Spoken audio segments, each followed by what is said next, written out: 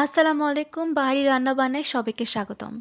আজকে আপনাদের সামনে এসে হাজির হলাম অত্যন্ত মজাদার ঐতিহ্যবাহী মুগশলা পিঠার রেসিপি নিয়ে। আশা করি রেসিপিটা আপনাদের ভালো লাগবে।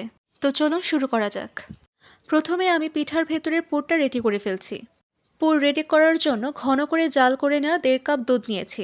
সাথে নিয়েছি 2টি এলাচ, 1 কাপ গুঁড়ো দুধ, 3 চামচ নারকেল পেস্ট, স্বাদ মতো চিনি, হাফ কাপ চালের গুঁড়ো ভালোভাবে মিশিয়ে চুলা জ্বালিয়ে দিব। এবার খুব ঘন করে ভেতরের পুরটা বানিয়ে ফেলবো। বেশি শক্ত করা যাবে না, না হলে কিন্তু ঠান্ডা হলে আরও বেশি শক্ত হয়ে যাবে।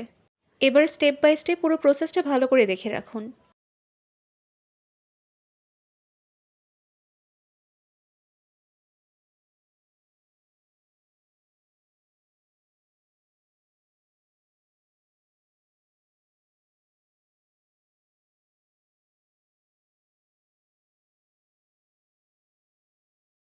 ব্যাস, আমার পুরটা রেডি হয়ে গেছে। এবার চালের গুঁড়ো দিয়ে খামির বানানোর পালা। এখানে আমি কোনো পানি ব্যবহার করব না। পুরো চালের গুঁড়ি আমি সিদ্ধ করব দুধ দিয়েই। আমি এখানে জাল করে রাখা 2.5 কাপ দুধ ইউজ করছি। এরপর আমি দিয়ে দিয়েছি 1.25 কাপ গুড়। এই খামিরটা সবসময় চেষ্টা করবেন খেজুরের গুড় দিয়ে বানানোর জন্য, কারণ চিনি দিলে কিন্তু এর আসল টেস্টটা পাবেন না। গুড় ও দুধ ভালোভাবে নেড়েচেড়ে চুলা জ্বালিয়ে দিচ্ছি আমি। লবণ দিয়ে দিচ্ছি স্বাদ মতো, সামান্য পরিমাণে। এবার দুধ ফুটে উঠলে 2.5 কাপ চালের গুঁড়ো দিয়ে নেড়েচেড়ে সিদ্ধ করে নেব। খুব ভালোভাবে চালের গুঁড়ো সিদ্ধ করতে হবে, না হলে কিন্তু ভালোভাবে চালের গুঁড়ো মিশবে না। আমার চালের গুঁড়ো সিদ্ধ হয়ে গেছে, এবার নামিয়ে রাখবো। নামিয়ে রাখার পর আমি 2-3 মিনিট অপেক্ষা করব। গরম ধোঁয়াটা উঠে গেলে খামির বানানো শুরু করব। এখানে আমি অল্প অল্প পরিমাণে ঘি দিয়ে খামির বানাবো, এবং একই সাথে একটু সফটও যাতে হয় সেজন্য খুব সামান্য পরিমাণ পানিও ব্যবহার করছি। বারবার ঘি ব্যবহারের জন্য দেখবেন খুব সুন্দর একটা স্মেল আসছে খামির থেকে। আবার বেশি নরম যাতে না হয় সেটাও খেয়াল রাখতে হবে।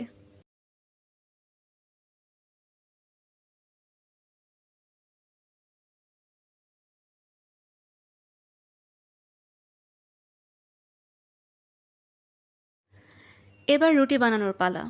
রুটি বানানোর সময় খেয়াল করবেন অবশ্যই যেন বেশি মোটাও না হয়, আবার বেশি পাতলাও যেন না হয়। বেশি মোটা হলে দেখা যাবে পিঠা ভাজতে গেলে ভাজা ভালো হবে না। আবার যদি বেশি পাতলা হয়ে যায় তাহলে ভাজতে গিয়ে দেখবেন ভেঙে যাচ্ছে। এবার বড় করে রুটি বানিয়ে ছোট ছোট গোল শেপে রুটির মতো কেটে নিচ্ছি। আপনারা এখন ভালো করে পিঠা বানানোর প্রসেসটা দেখে নিন। এবার একটি ছোট রুটির ভেতরে পুর দিয়ে আরেকটি ছোট রুটি দিয়ে চারপাশে হাত দিয়ে ভালোভাবে চেপে চেপে আটকে দিতে হবে, যাতে কি ভাঁজ থেকে ভেঙে না যায়। এভাবে আমি গোল শেপের কয়েকটি বানিয়ে নিচ্ছি।